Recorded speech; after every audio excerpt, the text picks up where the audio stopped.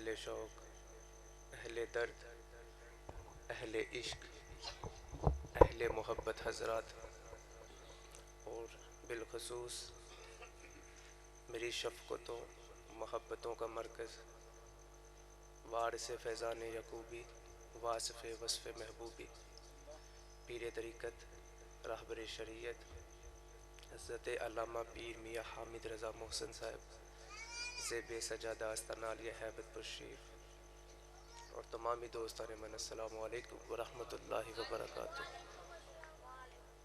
ہماری الحمدللہ بڑی خوش قسمتی اور خوش بختی ہے کہ اللہ پاک نے ہمیں اپنے اور اپنے حبیب کے لیے، اپنے حبیب کے ذکر کے لیے چن لیا۔ وہ میرے عزیز صاحب کو ایک شعر آپ اکثر پڑھا کرتے تھے کہ حقیقت میں وہ لطف زندگی پایا نہیں کرتے، حقیقت میں وہ لطف زندگی پایا نہیں کرتے، جو یاد مصطفیٰ سے دل کو بہلایا نہیں کرتے۔ یعنی کہ جتنے ہم لوگ بیٹھے ہیں نا، ہم الحمدللہ زندگی کا لطف لینے والے لوگ ہیں، کیونکہ ہم آقا کا میلاد منا رہے ہیں، اور جو آقا کا میلاد نہیں کرتے ان کی زندگی میں لطف بھی نہیں پھر۔ تو یہ ہماری بڑی خوش بختی، خوش قسمتی ہے کہ اللہ نے اپنے حبیب کے ذکر کے لیے ہم سب کو اکٹھا کیا۔ ہم سب کا اللہ آنا جانا، مل بیٹھنا اپنی بارگاہ میں قبول و منظور فرمائے۔ ایک مرتبہ بآواز بلند ذرا درود و سلام پڑھے، صلاۃ و السلام علیک یا سیدی یا رسول اللہ وعلی آلک و اصحابک یا سیدی یا حبیب اللہ، صلاۃ و السلام علیک یا شفیع المسلمین وعلی آلک و اصحابک یا رحمت للعالمین۔ کروڑوں درود و سلام آقا نامدار، مدنی تاجدار، آقا دو عالم، فخر آدم و بنی آدم، فخر عرب و عجم، ہادی کل، فخر رسول، مولا کل، آن کائنات، شان کائنات، جان کائنات، بہار کائنات، رونق کائنات، روح کائنات، باعث تکوین کائنات، ممد اسیران غم محشر، حضور تاجدار مدینہ، صاحب معطر و معنبر و پسینہ، صاحب سینہ علم نشرہ، حضور پر نور احمد مجتبیٰ، احمد مصطفیٰ، یعنی حضرت محمد مصطفیٰ صلی اللہ تعالی علیہ وآلہ وآصحابہ وبارک وسلم کی بارگاہ اقدس میں درود و اسلام کا نذرانہ پیش کرنے کے بعد اپنی گفتگو کا آغاز کرتا ہوں۔ چند منٹ کی میری حاضری ہے، تو میری آپ سے یہ گزارش ہے کہ توجہ آپ نے میری طرف رکھنی ہے۔ کوئی مجھے ضرورت نہیں کسی کے پیسوں کی، یا کوئی مہربانی کریں جتنی دیر میں نے گفتگو کرنی ہے نا، آپ نے اٹھ کے سٹیج کی طرف نہیں آنا، کیونکہ جو میں نے آپ کو بتانا ہے نا، میرے پاس سب سے بڑا خزانہ میرے حضرت صاحب الحمدللہ، یا اللہ اور اللہ کے حبیب کا عشق ہے، یہ ہمارا سب سے بڑا اساس ہے۔ تو ہمیں پیسوں کی کوئی ضرورت نہیں، آپ اپنے پاس رکھیں، بلکہ نیت کر لیں کہ جو آپ نے مجھے دینے ہیں نا، اپنے قریبی مسجد کو وہ دے دیجیے گا، تو سمجھے کہ میں نے وصول کر لیا آپ کے۔ اب میری گفتگو سننی ہے آپ نے بس۔ ایک آدمی نا ایک جنگل میں جا رہا تھا، ایک بڑی اس نے نا بدصورت چیز دیکھی، بدصورت شے دیکھی۔ اس نے اس سے پوچھا بتا تو کون ہے؟ اس نے کہا میں تیرا بد عمل ہوں، تمہارا برا عمل ہوں۔ اس سے پوچھا تجھ سے چھٹکارا ممکن ہے؟ اتنی بدصورت ہے تو تجھ سے چھٹکارا کیسے پا سکتا ہوں؟ تو اس نے کہا اگر تم مجھ سے چھٹکارا پانا چاہتے ہیں تو پھر آقا کریم پہ درود و سلام پڑھا کر۔ تو ہمیں چاہیے کہ ہم کثرت سے آقا کریم صلی اللہ تعالیٰ علیہ وآلہ وسلم پر درود و سلام پڑھیں، آقا کریم صلی اللہ تعالیٰ علیہ وسلم پر صلاۃ و سلام کی کثرت کریں۔ حضرت جبرائیل علیہ السلام ایک روز آقا کریم صلی اللہ تعالیٰ علیہ وآلہ وسلم کی بارگاہ میں حاضر ہوئے، عرض کی یا سیدی یا رسول اللہ، میں ایک روز آ رہا تھا، میں نے دیکھا کہ ایک فرشتہ بڑے نوری پر اس کے، اور 70,000 فرشتے اس کے سامنے بیٹھے ہوئے ہیں قطاریں بنا کے، اور وہ ایک تخت پہ بیٹھا ہوا ہے۔ میں نے اسے دیکھا، مجھے بڑی خوشی ہوئی کہ اللہ نے اسے بڑی عزتوں سے نوازا، بڑا مقام دی ہے۔ تو پھر ایک روز میں گزرا تو اسی فرشتے کے پر جلے ہوئے اور تخت سے نیچے گرا بیٹھا ہوا اور ددکار دیا گیا۔ میں بڑا حیران، جب اس نے مجھے دیکھا تو اس نے کہا جبرائیل، بڑا رویا، جبرائیل میری اللہ سے سفارش کرو۔ اس نے کہا کیا سفارش کروں؟ پہلے تو تیرے اتنے خادم، اتنے 70,000 فرشتے، اور ہر فرماتے ہیں کہ جب بھی وہ سانس لیتا اللہ فرشتہ پیدا فرما دیتا، اتنا مبارک۔ تو کہا کہ تو اس جگہ پہ کیسے پہنچا؟ تو اس نے عرض کی کہ اے جبرائیل، جب آقا کریم صلی اللہ تعالیٰ علیہ وآلہ وسلم معراج شریف کی رات جا رہے تھے سفر پہ، تو میں ان کے ادب میں کھڑا نہیں ہو سکا، اس وجہ سے اللہ کی ذات نے مجھے عذاب میں مبتلا کر دیا۔ حضرت جبرائیل فرماتے ہیں کہ پھر میں واپس گیا اللہ کی بارگاہ میں، رو رو کے عرض کرتا رہا، رو رو کے عرض کی کہ اے باری تعالیٰ انہیں معاف فرما دے۔ تو اللہ پاک نے فرمایا کہ جبرائیل جاؤ اور اس سے بتاؤ کہ میرے حبیب پہ درود پڑھا کرے، میں اسے معاف کر دوں گا۔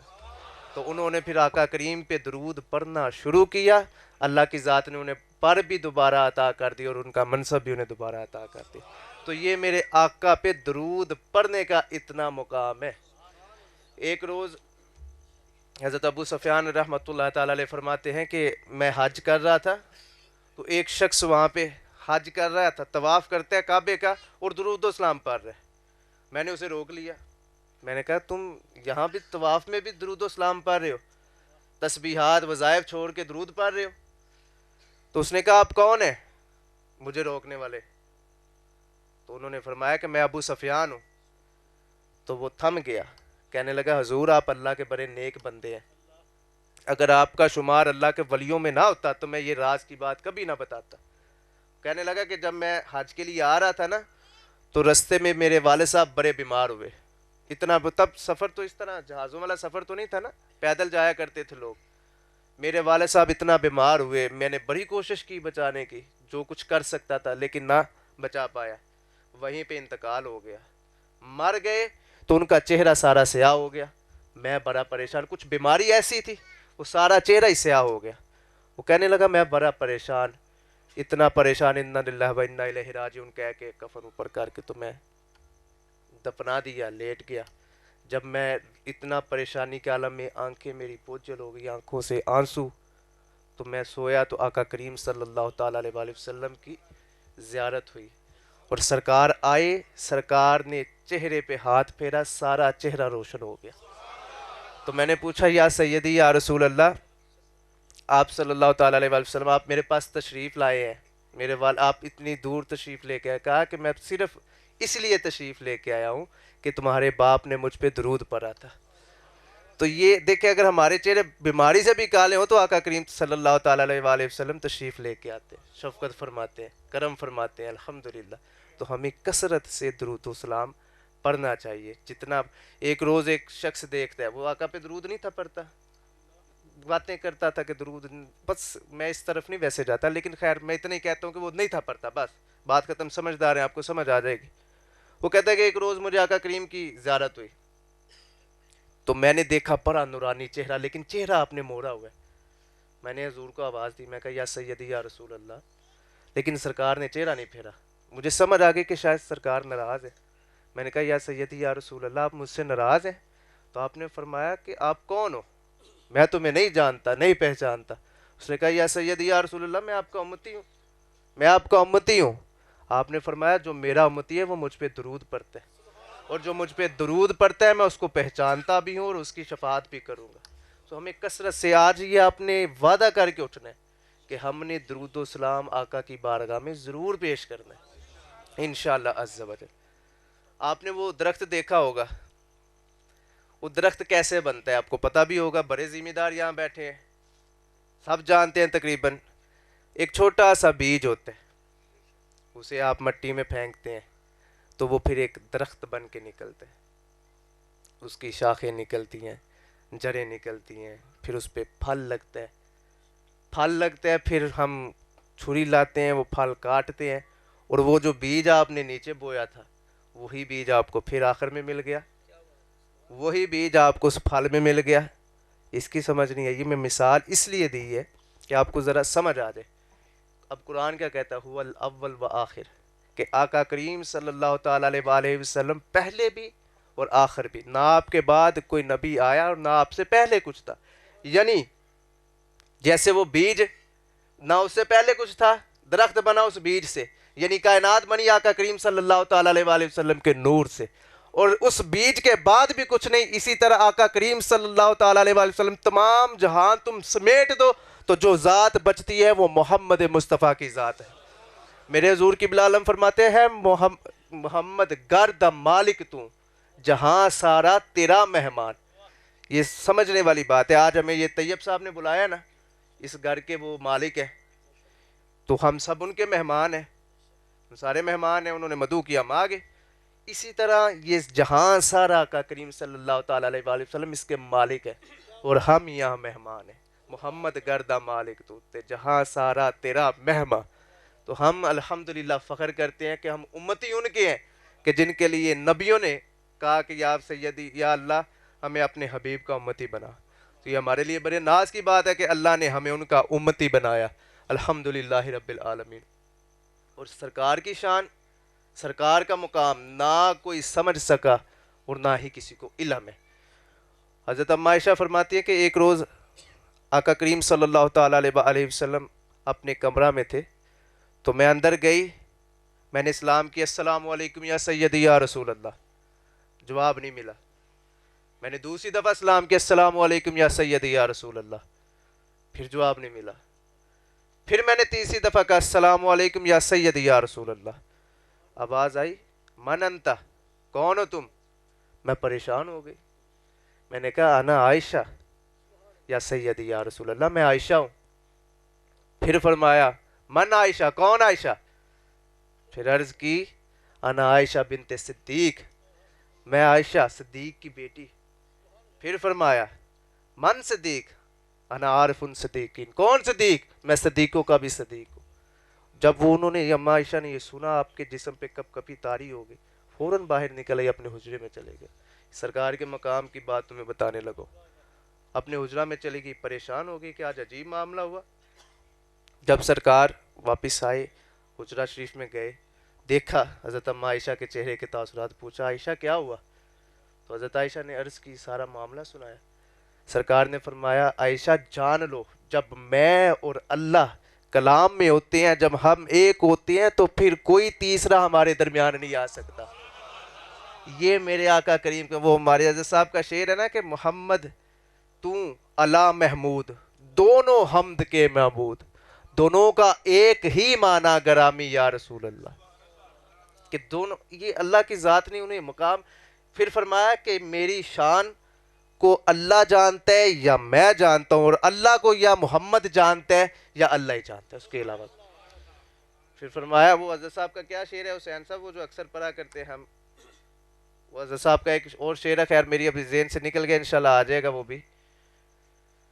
یہ ہمارے الحمدللہ آقا کریم صلی اللہ تعالیٰ علیہ وآلہ وسلم کی یہ شان ہے. آپ کے ایک صحابی تھے, اور یہ دیکھیں ہم عشق کے دعوے بڑے کرتے ہیں کہ ہم بڑے عاشق ہیں سرکار کے, لیکن نماز نہیں پڑھنی. اکثر لوگ آتے ہیں جناب ہمارے پاس, تو جی پریشانی بڑی ہے, دعا کریں دعا کریں. نماز کا کہ تو آگے سے مسکرا کے کہیں گے جی ہم نماز ایک ہی پڑھتے ہیں. جی اس بات پہ مسکرانا چاہیے کہ رونا چاہیے تمہیں؟ یہ دعوے اتنے بڑے کہ ہم بڑے عاشق ہیں, اور آقا کریم نے پتہ کیا فرمایا کہ نماز میری آنکھوں کی ٹھنڈک ہے. دعویٰ ہم نے عاشقی کا کرنا ہے, لیکن اپنے محبوب اپنے آقا کے آنکھوں کو ٹھنڈک نہیں پہنچا سکتے, تو کیسے عاشق؟ عشق یہ ہے, میں تمہیں بتاتا ہوں. حضرت ابو بصیر رضی اللہ تعالیٰ عنہ, آپ کو جب صلح حدیبیہ کا معاملہ ہوا نا, تو تب یہ ایک معاہدہ طے پایا تھا. معاہدہ یہ تھا کہ جو بھی غلام, یعنی جو بھی ہم غلام بنا لیں مسلمان, قریش میں چلے جائیں تو وہ ہم واپس نہیں کریں گے, اور جو قریش سے بھاگ کے آپ کے پاس آ جائیں وہ آپ نے واپس کرنے ہوں گے. تو اس معاہدے پہ دستخط کر کے, تو ٹھیک اسی طرح حضرت ابو بصیر آپ بھی وہاں پہ قریش میں تھے, زنجیروں سے باندھ دیا گیا. اتنا ظلم ستم, مارا جانے لگا. ان کے چچا زاد بھائیوں نے, چچا نے بڑا ظلم کیا. ایک روز موقع ملا, آپ بھاگ آئے. آپ جب بھاگ کے آئے تو مدینہ شریف میں پہنچے, تو کہتے ہیں کہ اس روز مدینہ کی گلیاں بھی رونے لگی کہ خون اتنا, ہر جگہ جگہ جہاں جہاں سے وہ گزر رہے تھے وہاں وہاں خون ہی خون تھا. اتنے پاؤں ان کے زخمی ہو گئے. یہ عشق تھا, یہ محبت تھی. وہ اتنی محبت میں انہیں کوئی آقا کے سوا کچھ نظر ہی نہیں تھا آتا. وہ محبت میں جب سرکار کے پاس تشریف لائے، صحابہ فرماتے ہیں کہ ہم ابو بکر صدیق وہاں تھے، عمر فاروق، سارے صحابی سرکار کے پاس وہ آئے، سرکار کو سلام پیش کیا، پیچھے دو سپاہی بھی قریش کے آگے۔ اب سرکار نے انہیں دیکھا، قریش کے سپاہیوں نے کہا جی یہ وہاں بھاگ کے آیا، آپ نے معاہدہ کیا ہے، وعدہ کیا ہے، وعدہ پورا کرے، اسے واپس کرے۔ اب دیکھیں نا، اگر ہم کسی کے پاس جائیں، ہمیں کوئی ددکار دے، ہم دوبارہ منہ کریں گے ادھر؟ کبھی نہیں کریں گے۔ اس نے ہماری توہین کی، میں اتنی پریشانیوں میں، اتنی مشکلات میں آیا ہوں، تو اسے میرا احساس ہی نہیں ہوا، ارد گرد والے بھی تانے ماریں گے۔ یہ ہماری اتنی محبت یہاں ختم ہو جائے گی۔ اس شخص سے جس کے لیے ہم گئے تھے، محبت ختم، کیونکہ اس نے تذلیل کر دی۔ وہ سرکار دو عالم صلی اللہ تعالیٰ علیہ وسلم کے پاس وہ پھر صحابی آئے، تو پیچھے وہ پھر قریش والے سپاہی بھی دو آگے۔ انہوں نے کہا سیدی یا رسول اللہ اپنا وعدہ یاد کرے، آپ نے وعدہ فرمایا تھا۔ تو سرکار نے وہ وعدہ اپنے، انہوں نے کہا کہ ٹھیک ہے، نعرہ تکبیر، نعرہ رسالت،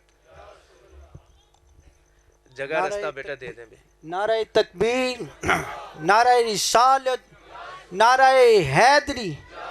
جناب محترم صاحبزادہ جگر گوشائی مخدوم ملت محمد اویس دامت برکاتہ العالیہ طیب کو صاحب ہم دل کی ایک اتھا کرسی لے گہرائیوں کے سے مبارکباد پیش کرتے ہیں جناب۔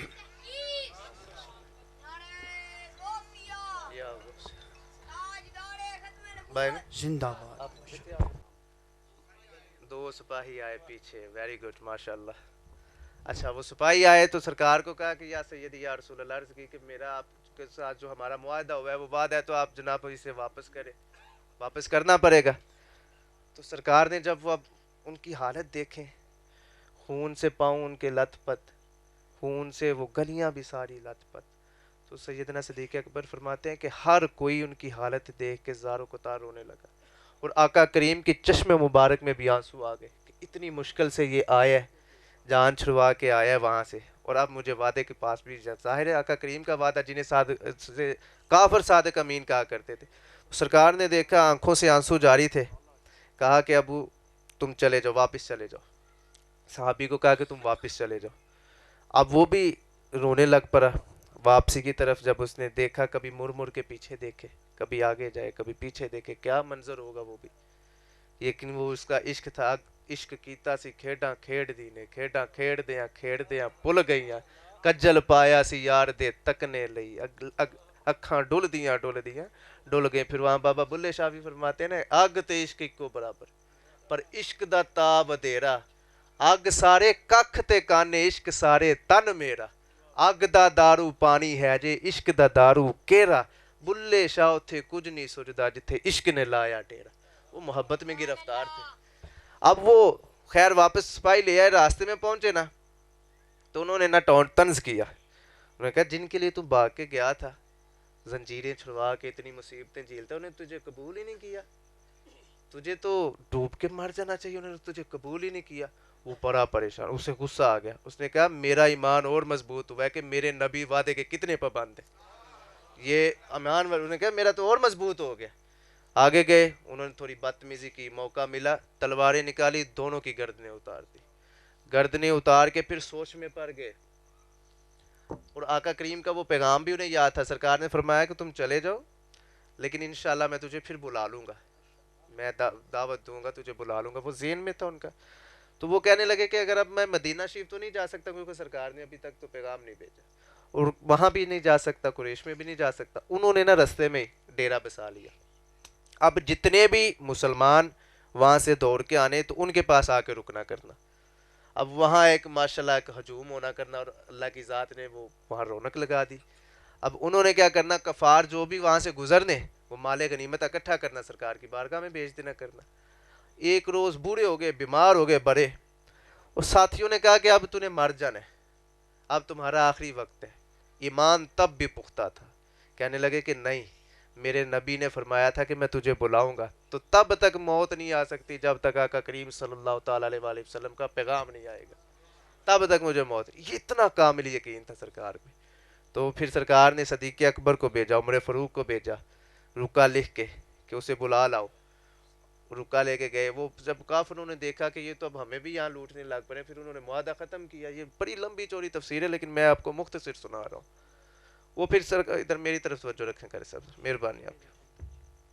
تو وہ پھر وہ معاہدہ ختم ہو گیا، سرکار نے پھر جب معاہدہ ختم ہوا پھر انہیں رکا بھیجا کہ آ جاؤ، اور جب وہ رکا ملا انہیں تو پھر انہوں نے کہا لبیک یا رسول اللہ، میں حاضر، سرکار کی بارگاہ میں حاضر ہوئے، پھر ان کی وصال ہوا۔ یہ صحابہ کا کامل یقین تھا اور یہ عشق تھا، اور ہمیں بھی ایسا عاشق بننا ہے، نام نہاد عاشق نہیں بننا کہ ہم جناب عشق کرتے ہیں لیکن نماز ہم نہیں پڑھ سکتے، درود ہم نہیں پڑھ سکتے، جو اللہ اور اللہ کے حبیب نے حکم بتائے ہیں وہ ہم نہیں کر سکتے، یہ بات نہیں۔ آپ کو دیکھ کے لوگ کہیں کہ یہ محمد عربی کا غلام لگتا ہے، اتنے غلام، اتنا اپنے چہرے کو سجاؤ، اتنا اپنے آپ کو اپنے اچھا اخلاق کر دو، نماز کی پابندی رکھو۔ میں اکثر ایک بات کہا کرتا ہوں، ایک بات یاد رکھیے گا، ایک شخص تھا تو وہ نا قاری صاحب جا رہا تھا سفر پہ، ایک اہل نظر تھے، انہوں نے دیکھا اس شخص کے ساتھ ساتھ شیطان بھی جا رہا تھا، تو انہوں نے اسے دیکھ لیا، دیکھا وقت صبح کا تھا، شام کو دیکھا تو شیطان واپس دوڑ کے آ رہا تھا، انہوں نے پوچھا اسے، کہا رک بھائی مجھے بتا، تو صبح فلاں شخص کے ساتھ نکلا تھا، ابھی تو واپس دوڑ کے آ رہا ہے، اسے کیوں چھوڑ دیا، کیا ہوا؟ اس نے ماجرا، اس نے کہا کہ میں اسے اس لیے چھوڑا کہ جب صبح فجر کی نماز ہوئی، اذان ہوئی، اللہ کا حکم آیا، اس نے اٹھ کے سجدہ نہیں کیا، نماز نہیں پڑھی، پھر میں اس کے ساتھ سفر میں تھا، ظہر کا وقت ہوا، پھر اللہ کا حکم آیا، اللہ اکبر اللہ اکبر، پھر مسجد کی طرف نہیں گیا، پھر عصر کا وقت ہوا، پھر اذان کا حکم ہوا، اللہ کا حکم آیا، اذان ہوئی، پھر مسجد کی طرف نہیں گیا، پھر مغرب کی ہوئی، پھر نہیں گیا، تو میں تو اس کے انجام سے خوف زدہ ہو کے دوڑ رہا ہوں کہ میں تو ایک سجدہ اللہ کے حکم سے نہیں تھا کیا تو ساری عمر کے لیے شیطان کہلاتا ہوں، تو اس نے تو پتہ نہیں کتنے سجدے نہیں کیے۔